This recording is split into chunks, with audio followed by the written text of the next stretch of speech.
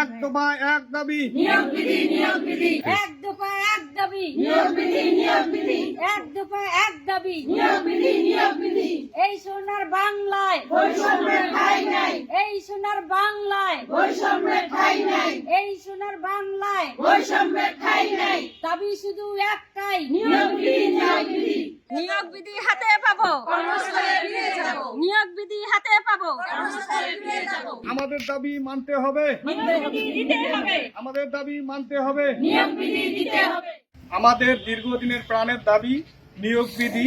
এই নিয়োগ বিধি নিয়ে আমাদের কেন্দ্রীয় মাঠ কর্মচারী সমিতি পরিবার পরিকল্পনার উদ্যোগে আজকের যে এই কর্মবিরতির দিনে আমরা এখানে উপস্থিত আছি FWV পরিবার কল্যাণ পরিদর্শিকা, FPI ফ্যামিলি প্ল্যানিং ইন্সপেক্টর বা পরিবার পরিকল্পনা পরিদর্শক, FWA এর অর্থ হলো পরিবার কল্যাণ সহকারী।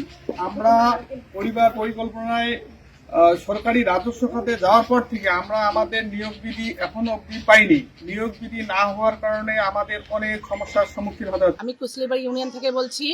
আমার গতকাল থেকে আমার ইঞ্জেকশন ডিউ ডোজ ক্লায়েন্টগুলান প্লাস গর্ভবতী মায়েরা আমাকে বিভিন্নভাবে মোবাইলে ডাকতেছে, কিন্তু আমি দুঃখিত।